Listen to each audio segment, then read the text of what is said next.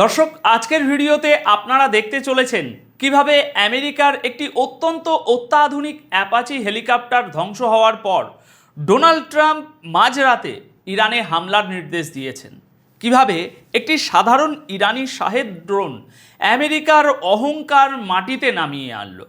আর সবচেয়ে বড় খবর হলো কিভাবে ইসরায়েলের প্রধানমন্ত্রী বেঞ্জামিন নেতানিয়াহু অবশেষে বুঝতে পারছেন যে আমেরিকা হয়তো তাদের মাঝপথে একা ফেলে যাচ্ছে এবং ইসরায়েলকে চরম আতঙ্কের মধ্যে দিন কাটাতে হচ্ছে। তো চলুন একদম সরাসরি মূল আলোচনায় ঢুকে পড়া যাক। দর্শক, আজ 10ই জুন 2026। গত রাতে এমন কিছু ঘটনা ঘটেছে যা বিশ্ব রাজনীতির হিসাব নিকাশ বদলে দেওয়ার জন্য যথেষ্ট। আমেরিকার সেন্টকম আজ 10ই জুনের রাত ঠিক 3টের সময় আনুষ্ঠানিকভাবে ঘোষণা করেছে যে তারা ইরানের বিরুদ্ধে সেলফ ডিফেন্স স্ট্রাইক বা আত্মরক্ষামূলক হামলা শুরু করেছে। আমেরিকার দাবি অনুযায়ী তাদের যে অত্যাধুনিক অ্যাপাচি হেলিকপ্টারটি হরমুজ প্রণালীর উপর মিশন চলাকালীন ভূপাতিত হয়েছিল তার জবাব দিতেই এই হামলা চালানো হয়েছে। ওয়াশিংটনের প্রাথমিক তদন্তে বলা হচ্ছে একটি ইরানি শাহেদ ড্রোন তাদের এই অ্যাপাচি হেলিকপ্টারকে টার্গেট করেছিল। আর ঠিক এর পরপরেই ইরানের হরমুজগান প্রদেশ থেকে বেশ কিছু ভয়াবহ বিস্ফোরণের খবর আসতে শুরু করে। প্রেস টিভি তাদের রিপোর্টে জানিয়েছে যে ইরানি মিডিয়া অনুযায়ী সিরিক, মিনাব এবং এর আশপাশের বেশ কয়েকটি এলাকায় একাধিক শক্তিশালী বিস্ফোরণের শব্দ শোনা গেছে আজ, এবং কিছু কিছু জায়গায় ইরানের নিজস্ব এয়ার ডিফেন্স সিস্টেমও অ্যাক্টিভ হতে দেখা গেছে। কিন্তু এখানে একটা জিনিস গভীরভাবে বুঝতে হবে দর্শক, আমেরিকা এই এত বড় একটা হামলা করার পরও এটাকে নতুন যুদ্ধের শুরু বলতে নারাজ। তারা বারবার জোর দিয়ে বলছে যে এটা শুধুই সেলফ ডিফেন্স।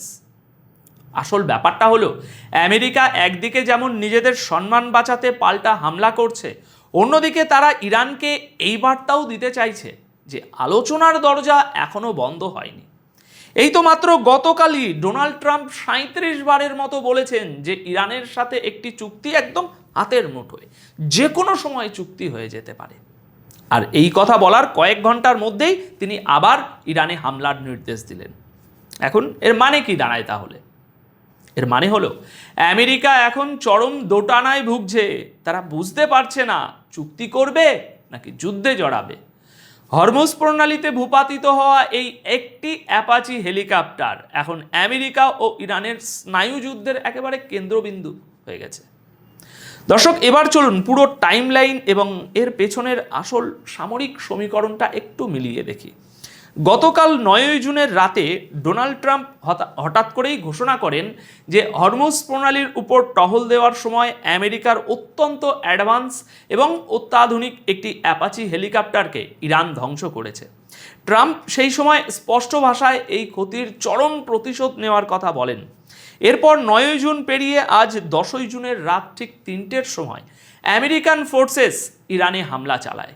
নিউ ইয়র্ক টাইমসের মতো পশ্চিমা মিডিয়াগুলো আমেরিকান সামরিক কর্মকর্তাদের বরাত দিয়ে স্বীকার করতে বাধ্য হয়েছে যে এই অ্যাপাচি হেলিকপ্টারটিকে একটি ইরানি শাহিদ ড্রোন দিয়ে নিখুঁতভাবে একেবারে নিশানা করা হয়েছিল। ওমানের উপকূলের কাছে সমুদ্রের জলে হেলিকপ্টারটি আছড়ে পড়ার পর আমেরিকান নৌবাহিনীর একটি সারফেস ড্রোন কোনো মতে ওই 2 পাইলটকে উদ্ধার করে আনে। দেখুন দর্শক, এটা শুধু একটা সাধারণ হেলিকপ্টার ক্র্যাশ নয়। যদি আমেরিকার দাবি সত্য হয় তবে এর অর্থ হলো পশ্চিমা সামরিক প্রযুক্তির অহংকার আজ মাটিতে মিশে গেছে।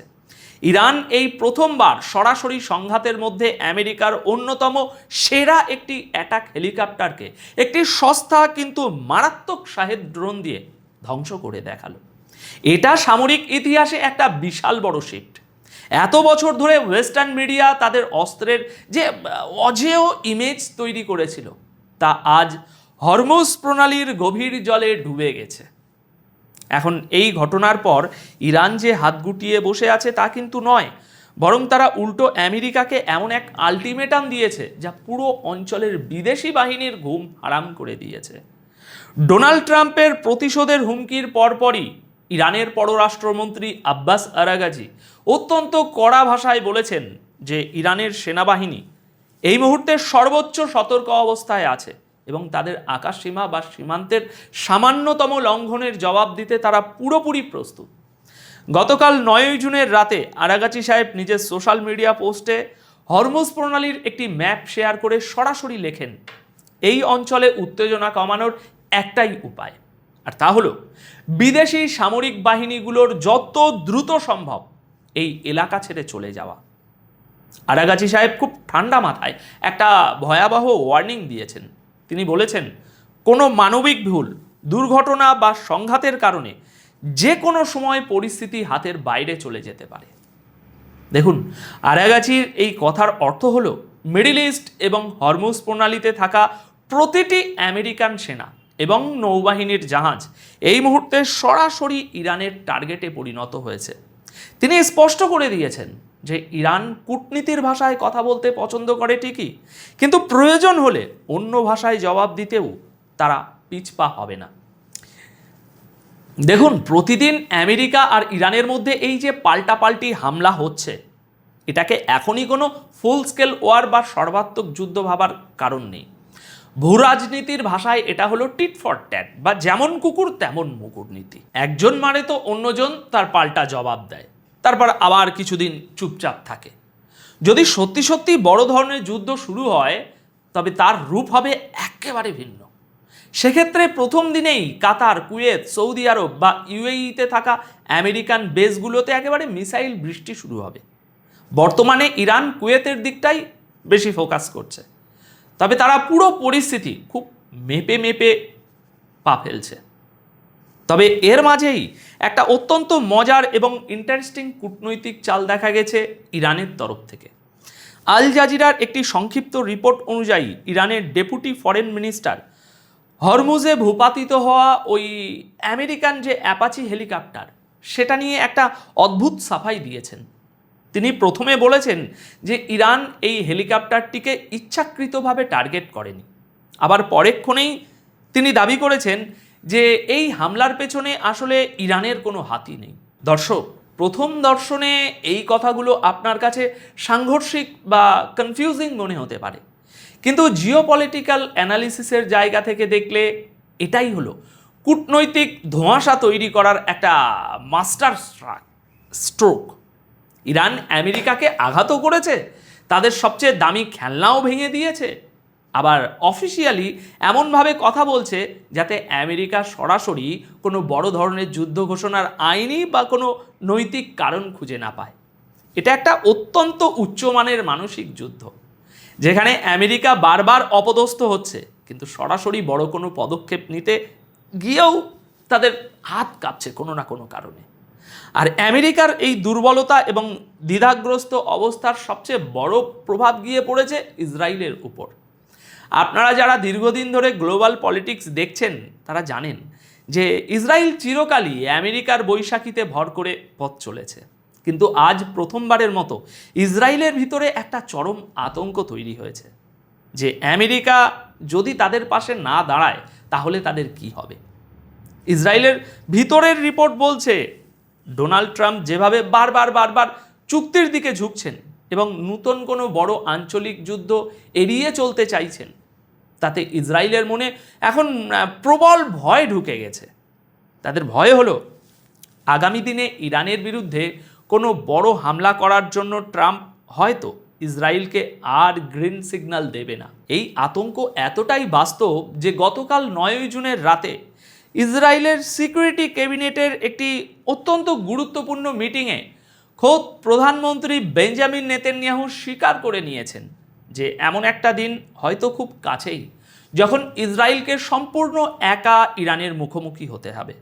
গতকাল 9 জুনের রাতেই ইসরায়েলি মিডিয়াগুলোতে এই নিয়ে তুমুল আলোচনা এবং লেখালেখি শুরু হয়ে গেছে। অর্থাৎ ইসরায়েলের এখন সবচেয়ে বড় ভয় ইরানের ওই হাইপারসনিক মিসাইলগুলো নয়, তাদের সবচেয়ে বড় ভয় হলো আমেরিকার এই পিছু হটা। তারা বুঝতে পারছে যে ট্রাম্প নিজের দেশের অর্থনীতি এবং স্বার্থ বাঁচাতে ইসরায়েলের হয়ে হয়তো প্রতিটি যুদ্ধ আর লড়বে না। অর্থাৎ পশ্চিমা বিশ্ব এতদিন যে দুর্গ তৈরি করে রেখেছিল তার ভিত আজ থেকেই নড়ে গেছে। দর্শক, আজকের এই পুরো আলোচনা থেকে একটা বিষয় একদম পরিষ্কার, পাওয়ার পলিটিক্সের কেন্দ্রবিন্দু এখন আর পশ্চিমাদের হাতের মুঠোয় নেই। আমেরিকার নিজস্ব প্রযুক্তির ব্যর্থতা, ট্রাম্পের রাজনৈতিক দোটানা এবং ইসরায়েলের এই প্রকাশ্য আতঙ্ক প্রমাণ করে যে মিডল ইস্টের সমীকরণ এখন নতুন শক্তিগুলোর হাতে লেখা হচ্ছে। ইরান অত্যন্ত বুদ্ধিমত্তার সাথে আমেরিকাকে এমন এক ফাঁদে ফেলেছে যেখানে আমেরিকা না পারছে গিলতে, না পারছে উগড়াতে। আগামী দিনগুলোতে এই অঞ্চলে আমেরিকার অবস্থান কতটা দুর্বল হয় এবং ইসরায়েল তাদের এই একাকিত্বের ভয়কে কিভাবে সামাল দেয়, সেটাই হবে দেখার মতো বিষয়। তো আজকের এই জিওপলিটিক্যাল বিশ্লেষণ আপনাদের কেমন লাগলো এবং আমেরিকার এই ব্যাকফুটে চলে যাওয়া নিয়ে আপনাদের নিজস্ব মতামত কী তা অবশ্যই কমেন্ট করে জানাবেন। ভিডিওটি ইনফরমেটিভ মনে হলে শেয়ার করবেন। আপাতত এই প্রতিবেদন তাহলে এখানেই শেষ করছি। দেখা হবে পরবর্তী ভিডিওতে নতুন কোনো বিশ্লেষণের সাথে। সবাই খুব ভালো থাকবেন, সুস্থ থাকবেন। ধন্যবাদ আপনাদের সকলকে।